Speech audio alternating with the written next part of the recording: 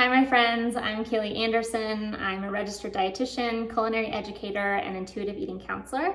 And I help people find peace with food and their bodies, feel more confident in the kitchen, and ultimately, hopefully, experience a little more joy in their lives.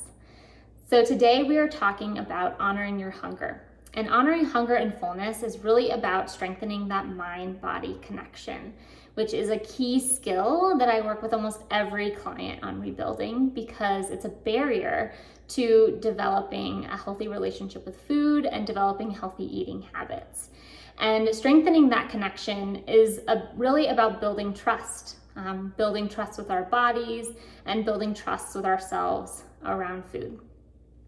So let's talk about hunger.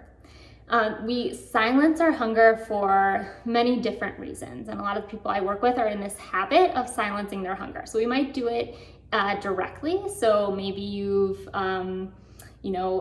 internalized messages from diet culture that have taught you ways to manipulate your hunger or try to distract yourself from your hunger. 0-calorie foods, low-calorie foods that kind of create a fake fullness.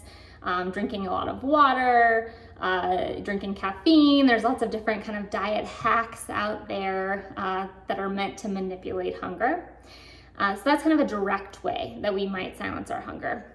A lot of people also silence their hunger indirectly or unknowingly. If you're living in kind of a chaotic or stressful environment, or your lifestyle is stressful, you might not hear your hunger signals. That stress tends to disconnect you from your body signals. So you don't hear it until it's urgent and it's an emergency.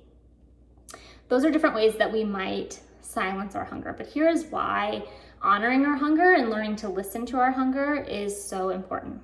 It's a sign that your body is working the way it should. It's a healthy body signal, okay, that we should pay attention to. And when we try to manipulate it or suppress it, we end up sending ourselves into a state that's called primal hunger. And primal hunger often leads to chaotic, loss of control eating.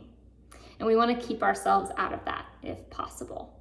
So if we suppress our hunger, we put ourselves in this cycle of suppressing hunger, then feeling that primal hunger, then engaging in loss of control eating, then feelings of guilt and shame, and then we're right back where we started, wanting to suppress and control our hunger again to try to get rid of those feelings of guilt and shame. So it is possible to step out of that cycle, and that's what we're going to talk about today. But before we do that, I just want to kind of compare this to another body function that we don't tend to manipulate and that we usually have a really easy time honoring, and that's breathing. So, our body automatically breathes in a rhythmic way. But if we try to hold our breath, we know that eventually we're going to have to gasp for air. So suppressing your hunger is like holding your breath. And eventually you're going to have to eat. And that gasp for air is like primal hunger. Okay, so that's why it's important that we treat this body signal just like all the others and really honor it and honor the way that it's supposed to work. Now let's talk about 3 steps to honoring your hunger, getting in touch with it, and then also responding to it. So our first step is to get in touch with your unique hunger signals. We all experience hunger a little bit differently. And kind of the classic feeling of hunger or description of hunger is a growling stomach, but not everyone experiences that. I know that for myself, in the morning, if I'm hungry, that's how I experience it usually. But in the afternoon, if I'm hungry, it's more of like a moody, irritability feeling and fatigue. So this first step is about getting in touch with how you experience hunger. So next time you're about to eat, I want you to pause for a moment and check in with how hunger feels to you. How does it feel physically in your body? How does it feel mentally? How do you feel emotionally when you're hungry? So you can start to recognize how those hunger signals come up, how your body tries to communicate hunger to you. That's our first step. Our second step is working on strengthening that mind-body connection so that we can find your hunger sweet spot. And we'll do this by using something that's called the Hunger Discovery Scale.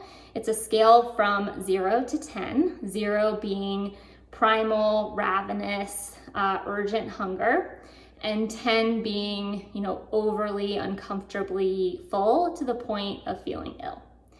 So on that scale of 0 to 10, I want you to start rating your hunger before you eat so that you can figure out kind of where on that scale is comfortable, pleasant hunger for you. And that's what you'll aim for, if possible, okay? So that's our second step. Oh, before we move on to our third step, I also want to say if that feels overwhelming, that 0 through 10 scale, then you can just use a 3-category system of pleasant, unpleasant, neutral. So am I pleasantly hungry, which is what we want to aim for when we can? Am I unpleasantly hungry? So urgent hunger that we want to avoid if we can.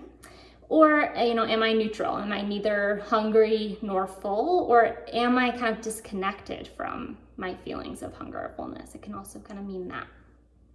So now let's move on to step 3. Step 3 is responding to our hunger with positive self-talk. So many of us are in the habit of responding to hunger as if it's a negative thing.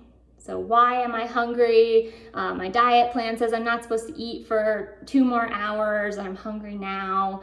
So we want to start to respond to ourselves with positive self-talk so that we can rebuild that trust. So instead of saying something like, next time you're hungry, instead of saying something like, I shouldn't be hungry, I just ate an hour ago, I want you to replace that with gratitude for your body.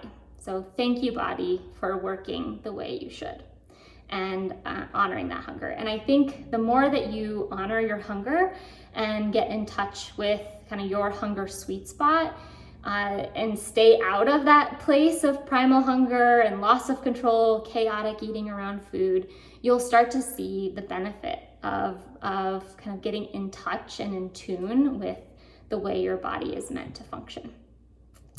So let's review those 3 steps. First is identifying your unique hunger signals. How does hunger feel in your body, your mind? Second is strengthening that mind-body connection by starting to find that hunger sweet spot using either that 0 through 10 scale or pleasant, unpleasant, neutral to find your sweet spot. And third is responding to your hunger with positive self-talk. Or gratitude for your body. So before we sign off for today, I also want to remind you that hunger is going to fluctuate from day to day. So you might be in some patterns with hunger and eating, and that makes sense, but it's also going to fluctuate. So some days you might not be as hungry, and some days you might be really hungry, and it might not always line up with what you kind of intellectually think should be happening. So for example, if you work out on Monday and then you're starving on Tuesday and Tuesday's your rest day and you think, oh gosh, I didn't work out today and I'm so hungry, I shouldn't be hungry. Well, your body's just trying to even things out and catch up maybe from yesterday. Okay, so our body isn't on this really strict schedule the way that we are. It's going to kind of even things out over time as a pattern. And the second thing I want to mention is that, this is really working on getting in touch with your biological hunger.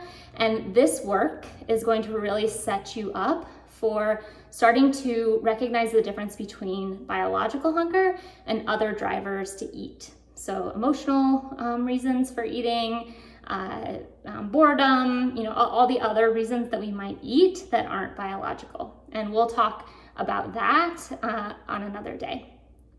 And next time, we're going to talk about honoring your fullness.